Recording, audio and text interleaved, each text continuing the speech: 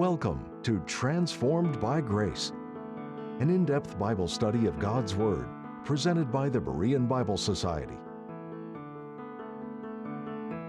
Join us each time on this station as Pastor Kevin brings the transforming message of God's grace, revealed through the Holy Scriptures.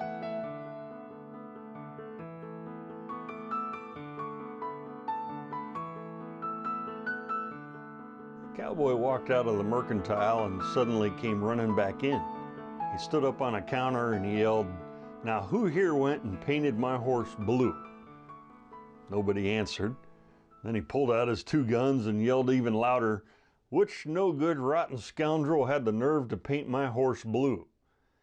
Finally, a burly, imposing, towering 6-foot, 8-inch tall wrangler holding a double-barrel shotgun and a stick of dynamite sauntered over and gruffly said, "I've done it. I'm the one who painted your horse blue."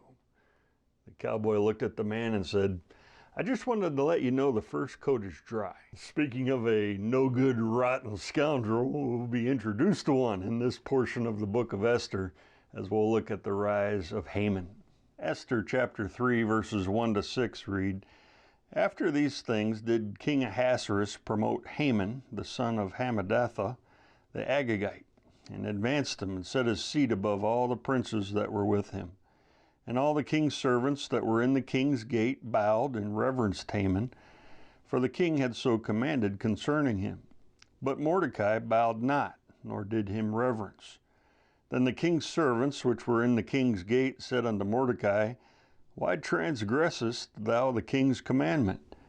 Now it came to pass, when they spake daily unto him, and he hearkened not unto them, that they told Haman, to see whether Mordecai's matters would stand, for he had told them that he was a Jew.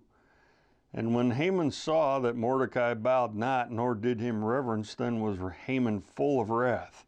And he thought scorn to lay hands on Mordecai alone, for they had showed him the people of Mordecai. Wherefore Haman sought to destroy all the Jews that were throughout the whole kingdom of Ahasuerus, even the people of Mordecai." Verse 1 begins with the words, "after these things," which refers to after Esther became queen and after Mordecai had saved the king from assassination. Barry David wrote the following, "Life for the Jews in exile could not have been much better. One of their own was queen, although most would not have been aware of that fact, and one of their own had just rescued the king. All of that, however, would quickly change. The Jewish stock on the Shushan Board of Exchange, which in chapter 2 reaches all-time highs, plummets in chapter 3 to all-time lows." The important thing to take note of here in verse 1 is that Mordecai had saved the king's life, as detailed in the last verses of chapter 2. But his service to the king had been completely overlooked, and Mordecai was not rewarded or even thanked. We do, however, find that someone received a reward and a promotion in verse 1 of chapter 3, but it is not Mordecai. Rather, it is one who came out of nowhere and who probably flattered his way into the position, a man by the name of Haman. Verse 1 says of Haman that he was the son of Hammedatha. His father's Persian name meant given by the moon. Haman's name means magnificent or well-disposed. Verse 1 adds that Haman was the son of Hammedatha the Agagite. Because Haman was an Agagite, some Bible commentators and teachers have made the connection that he might have been descended from Agag, king of the Amalekites, who lived 600 years earlier than the events of Esther, at the time of Israel's first king, King Saul. In disobedience to God, King Agag had been spared by Saul when he destroyed the Amalekites, but he was later slain by the prophet Samuel. It is a possibility that Haman was a descendant of the kings of the Amalekites. What seems more plausible is that archaeologists have uncovered an inscription which indicates that Agag was the name of a province in the Persian Empire. This more likely explains why Haman, a high-ranking Persian official, was called an Agagite. Also, Haman, by his own Persian name and the Persian names of his sons, given in chapter 9, and the Persian name of his father, Hamadatha, all make it seem more likely that Haman was a genuine Persian. As far as his name goes, he could have been called Haman the Hateful. And as we'll see, everything about Haman was hateful. The book of Esther portrays Haman as having all 7 of the things that Proverbs 6:16-19 tells us that the Lord hates. These 6 things doth the Lord hate, yea, 7 are an abomination unto him: a proud look, a lying tongue, and hands that shed innocent blood, and heart that deviseth wicked imaginations, feet that be swift in running to mischief, a false witness that speaketh lies, and he that soweth discord among the brethren. While we don't know why Haman was promoted, we do know how high he was promoted. The king set his seat above all the princes that were with him. The word seat refers to his authority, and to Haman was given great authority. In chapter 1, we are introduced by name to the 7 princes of Persia and Media, which saw the king's face and which sat the first in the kingdom. King Ahasuerus had a trusted 7-man council of advisors who had special access into his presence and who had been ranked highest in the kingdom. But here we find that Haman is advanced past these 7 men, promoted to the highest possible office in Persia, to chief officer next to the king. With his appointment, the king had issued a special edict commanding that Haman be reverenced by other nobles, court officials, and magistrates which sat in the king's gate. Due to Haman's high position in Persia, they were all to bow and pay homage to him. In Esther 2:19, we learned that Mordecai had at some point been appointed to an official position in Persia's judicial system, and so Mordecai was one who sat in the king's gate. But as Haman came through the king's gate on a daily basis, verse 2 says, Mordecai bowed not, nor did him reverence. Mordecai refused to obey the edict of the king, and he would not bow when Haman went by. Years prior to this, Queen Vashti refused to obey the king's command, and it cost her her role as queen. Mordecai was aware of what could happen with disobeying the king's command, but he was willing to count the cost. This shows the degree of Mordecai's resolve to not bow to Haman. The fear of God overcame any fear of man to him. The words bowed and reverenced in this verse refer to prostrating oneself in worship. Had this command meant only civil reverence, the king would not have needed to command it, and nor would Mordecai have refused it, most likely. Because you find examples in Israel's history of men bowing before other men and showing due respect to those in authority, such as when David bowed before Saul. And the law of Moses also did not forbid this. But the Mosaic law did forbid the worship of any but Jehovah God. There was, therefore, some kind of divine honor intended in the king's requirement to worship and pay homage to Haman, such as was paid to the Persian kings. When the Persians bowed before their kings, they paid homage to them as a divine being.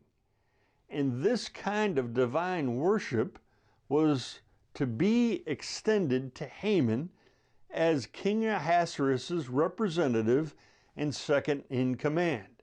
And at that, Mordecai, a faithful, believing Jew, refused to worship Haman, remaining loyal to God and his word that God alone must be worshiped. Mordecai's own answer to those who asked him why he did not bow And why he transgressed the king's commandment in verse 4 was because he was a Jew. Mordecai refused the required prostration and reverence on religious grounds as a Jew. Verse 4 tells us that daily the other court officials hounded Mordecai about this, because every day Mordecai refused to bow and give reverence to Haman as he went by in the king's gate. They daily questioned him and urged him to obey the king's commandment, but Mordecai hearkened not unto them. He would not listen or obey them. At a certain point, after trying for some time to get Mordecai to bow, the other officials in the king's gate decided to take the matter directly to Haman himself to see whether Mordecai's matters would stand, or in other words, to see whether his words would stand as valid. In other words, they wanted to see whether his answer that he was a Jew was a valid and acceptable reason for his behavior and for his refusal to give reverence to Haman and disobey the king's command. But these men also knew perfectly that they would stir up trouble in letting Haman know, because Haman had not even noticed until after he was told. We can be sure that these men were seeking to gain favor in Haman's eyes by doing so too. Now, having his attention called to the fact, the next day when Haman saw for himself that Mordecai bowed not, he was furious, hot with anger, and full of wrath. What fills a person ultimately will control them, and wrath controlled Haman here. And Haman's pride, it infuriated him beyond reason. He was so angry that he thought scorn, or he disdained the thought of laying hands and executing just Mordecai alone. Haman could have simply reported Mordecai's refusal to obey the king's command to Ahasuerus, and the king would have likely imprisoned or even executed Mordecai. But Haman's vengeance would not be satisfied by destroying just one person. His hatred had to be satisfied by something much bigger. And knowing that Mordecai was a Jew, he now wanted to destroy Mordecai's people, all the Jews in the entire Persian Empire. In this wicked desire to destroy the Jews, it's been said, Haman was being satanically used to target the entire Jewish race in an unsuccessful attempt to change the course of redemptive history and God's plans for Israel. In all of this, we find that Haman is a picture of the future Antichrist in the tribulation period. Like the Antichrist, Haman came into power peacefully. Haman was promoted, advanced, and given great authority by the king. And likewise, the god of this world, Satan, will one day give great power and authority to his Antichrist, exalting him higher than all others. Like King Ahasuerus with Haman, Satan will demand that all give reverence and divine worship to the Antichrist. But like Mordecai, the godly Jewish remnant of the last days will refuse to worship him. This will infuriate the future Antichrist, and in his hatred, he will attempt to exterminate and destroy them all. Esther 3:7-11 reads, In the first month, that is the month Nisan, in the 12th year of King Ahasuerus, they cast pur, that is the lot, before Haman from day to day and from month to month to the 12th month, that is the month Adar. And Haman said unto King Ahasuerus, There is a certain people scattered abroad and dispersed among the people in all the provinces of thy kingdom, and their laws are diverse from all people. Neither keep they the king's laws. Therefore it is not for the king's profit to suffer them. If it please the king, let it be written that they may be destroyed. and I will pay 10,000 talents of silver to the hands of those that have the charge of the business, to bring it into the king's treasuries. And the king took his ring from his hand and gave it unto Haman the son of Hammedatha the Agagite, the Jews' enemy. And the king said unto Haman, the silver is given to thee, the people also, to do with them as it seemeth good to thee. Before wicked Haman in his rage took his plan to the king to destroy all the Jews, he first, with the help of the court astrologers and magicians, chose to cast lots to superstitiously select a day for the event. In verse 7, we learn that in the month Nisan, which is our March and April, in the 12th year of the reign of King Ahasuerus, or 474 BC, they, or the astrologers and magicians, cast pur, which is the Persian word for lot. Casting lots basically meant to shoot or throw dice. The astrologers and magicians cast the lot with Haman present from day to day and from month to month to the 12th month, that is the month Adar.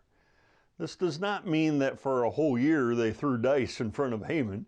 Rather, it means that the casts that they made stood for a different day and month to determine the day and the month within that calendar year. And the lot fell on the 12th month, which was the month Adar, or in our February and March. Verse 13 of this chapter adds that the lot also fell upon the 13th day of the 12th month. This gave the Jews time, almost a year, to prepare themselves, and it gave Mordecai and Esther time to act. Again, this shows God working behind the scene. Proverbs 16:33 reads, the lot is cast into the lap, but the whole disposing thereof is of the Lord.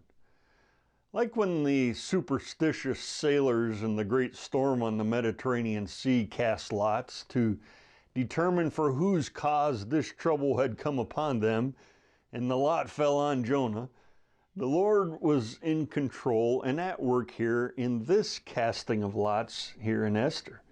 In verse 8, after Haman had cast lots and arrived at a date for the extermination of the Jews, he brought his plan before the king, seeking his permission to kill them all.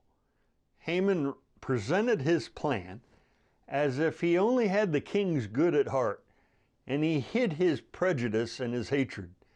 Haman did not divulge, and he craftily omitted the fact that it was the Jewish people he was speaking about, as he speaks of them only as a certain people. But the king also failed to be interested or involved enough to even care to ask. Haman gave an inflammatory report to King Ahasuerus about this certain people, misrepresenting them as a danger to the entire empire. He presented the king with half-truths and did not tell the whole story. And like Satan, Haman was a murderer and a liar. He stated, and it was true, that they were scattered and dispersed throughout all the provinces of his kingdom. But he mentioned this fact to make it seem perilous to not do something about them, because they could adversely affect the whole empire. He stated, and it was true, that their laws are diverse or different from all people. Their laws were different because they were God's chosen people who alone had received God's holy law, the righteous standard of God from his own hand. As Moses told Israel in Deuteronomy 4:8, and what nation is there so great that hath statutes and judgments so righteous as all this law which I set before you this day? But then Haman exaggerates, lies, and falsely accuses all the Jews, stating, neither keep they the king's laws. One man, Mordecai, had dared to disobey one law, but Haman used that to falsely accuse all the Jews and that they all disobey all the laws of the land. Haman told the king that for these reasons, and due to their disloyalty, it was not in the king's best interest to suffer them or to let them remain. He then requested that if it pleased the king, to let it be written or decreed. As Esther 1:19 said concerning Vashti's removal, let it be written among the laws of the Persians and the Medes that it be not altered.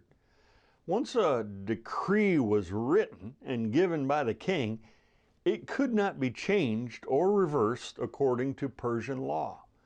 And Haman desired that the king give an irreversible decree concerning these people, that they may be destroyed, that they all might be killed. Then, to encourage that this decree be made, Haman offered the king a very large bribe, telling him, "And I will pay 10,000 talents of silver to the hands of those that have the charge of the business, to bring it into the king's treasuries." Being a man of immense wealth, and perhaps the wealthiest man in all of Persia, Haman said he himself was willing to bear the costs involved in carrying out this decree, and for the privilege of ridding the kingdom and the king of these dangerous people.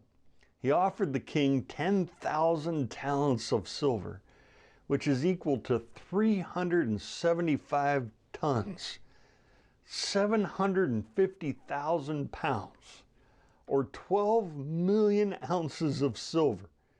The current price per ounce of silver is around $30, which meant that this amount of silver is worth about $360 million today. After hearing the report of a rebellious people in his kingdom, and noting the generous offer of the money, the king, without asking any questions and being far too trusting of Haman, gave his royal signet ring to Haman. Giving this ring to Haman gave him executive power to act in the king's name, and it gave him the ability to write any decree he pleased, and to then put the king's seal on it. Giving the ring demonstrated the king's approval, and then the king voiced his approval, first telling him, "The silver is given to thee," meaning that he was telling him to keep his silver and that the king would pay for it himself. And then he further told him that these people were also given to him, to do with them as it seemeth good, or right, or pleasing to thee. The king did so, likely believing that he had merely agreed to the execution of a group of dangerous radicals in his kingdom, not knowing that he had just approved a decree that had far-reaching effects and which would kill his own queen. Esther 3:12-15 reads, "Then were the king's scribes called on the 13th day of the first month, and there was written according to all that Haman had commanded unto the king's lieutenants, and to the governors that were over every province, and to the rulers of every people of every province, according to the writing thereof, and to every people after their language. In the name of King Ahasuerus was it written, and sealed with the king's ring. And the letters were sent by posts into all the king's provinces, to destroy, to kill, and to cause to perish all Jews, both young and old, little children and women, in one day, even upon the 13th day of the 12th month, which is the month Adar, and to take the spoil of them for a prey. The copy of the writing for a commandment to be given in every province was published unto all people, that they should be ready against that day. The posts went out, being hastened by the king's commandment, and the decree was given in Shushan the palace, and the king and Haman sat down to drink. But the city Shushan was perplexed. As Haman's evil plan moved forward, verse 12 tells us that the king's scribes were called on the 13th day of the first month to write a decree about the Jews' extermination on the 13th day of the 12th month. Verse 12 gives us a picture of the comprehensiveness of the decree. The decree was written to and distributed to the king's lieutenants, or satraps, governors and rulers of every people of every province of the Persian kingdom, and was translated into the various languages of the peoples within the empire. It was written in the king's name and sealed with the signet ring of the king. It was then sent by posts or couriers throughout the whole realm of Persia. The decree stated that all Jews of all age groups, young and old, including young children and women, should be destroyed and killed in one day, the 13th day of the 12th month of Adar. The decree further stated that the property owned by the Jews was to be plundered, and this prospect of spoil, money, and land provided incentive for the decree to be obeyed. Copies of the decree were published, posted, and made publicly available to all people in every province of Persia, commanding all to be ready for this day. Verse 15 tells us that the couriers quickly carried the decree to every part of the empire according to the commandment of the king, and it was published in the Persian capital city of Shushan as well. Verse 15 also gives us two extremes to the news. The king and Haman, they could send out a commandment decreeing the deaths of thousands and thousands and even millions, and then uncaringly and happily sit down to drink. While they were unconcerned, the city of Shushan was concerned and bewildered at the news of such extreme and deadly measures being taken against people of the empire, and they wondered what had caused it. To this day, the Jews have never forgotten Haman. They were reminded of this wicked man each year at the Feast of Purim. Walter Aidney wrote the following: during the dramatic reading of the book of Esther in a Jewish synagogue at the Feast of Purim, the congregation may be found taking the part of a chorus and exclaiming at every mention of the name of Haman, "May his name be blotted out," while boys with mallets will pound stones and bits of wood on which the odious name is written. Thank you again for tuning in to Transformed by Grace. We appreciate your prayer support and the financial gifts. The purpose and mission of the Berean Bible Society is to help you understand the whole counsel of the Word of God. For more information, visit our website at www.bereanbiblesociety.org or give us a call at 262-255-4750. Or if you prefer, write us at the Berean Bible Society, P.O. Box 756, Germantown, Wisconsin, 53022. Now until next time, may you be transformed by God's grace.